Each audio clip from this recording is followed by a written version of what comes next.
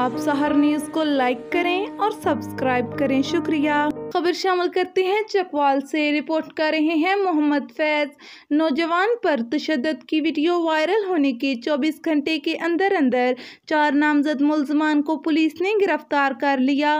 Mohammad bin Ashraf DPO Chakwal ने फौरी notice लेते हुए SHO ज़ुहैब अली थाना सदर चकवाल को मुल्ज़मान को फौरी गिरफ्तार करने की हदायत की।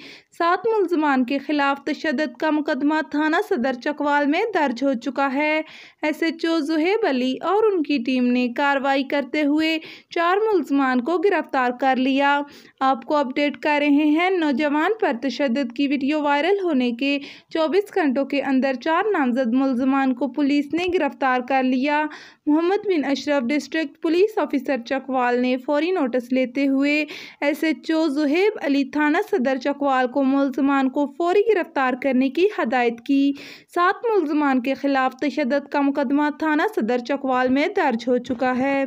खानगढ़ से ख्वाजा मंसूर हुसैन की रिपोर्ट के मुताबिक खानगढ़ के नवाही इलाके मौजा कानूनी बस्ती शाहवाली की तमाम सड़कों की हालत अबतर। सड़कें कच्ची होने की वजह से हर तरफ कीचड़ ही कीचड़। आवाम ने कहा है कि साबका MPA और MNA ने इसे नवाब साहिबान का इलाका होने की वजह से नज़रअंदाज कर दिया, लेकिन अब नवाब साहिब के इक़्तिदार में होने के बावजूद इसे नज़रअंदाज करना समझ से बालातर है। आवाम ने अरबाब इख्तियार से नोटिस लेने और सड़कों को पक्का करने की अपील की है। आपको अपडेट कर रहे हैं, खानगढ़ के नवाही इलाके मौजा कानूनी बस्ती शाहवाली की तमाम सड़कों की हालत अबतर।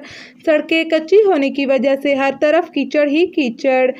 आवाम ने अरबाब इख्तियार से नोटिस लेने और सड़कों को पक्का करने की अपील की है।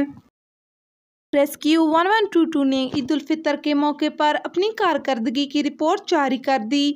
District emergency officer doctor Atiq Ahmed ने कहा कि ईद उल फितर पर 90 अफराद को रेस्क्यू किया गया। ईद के दौरान 3 अफराद डूबकर और 1 फायरिंग से जाँ बहक हुआ। मेडिकल एमरजेंसीज कोरोना SOPs के तहत डील की गई। PTS सर्विस के जरिए 19 मरीजों को मुंतकिल किया गया।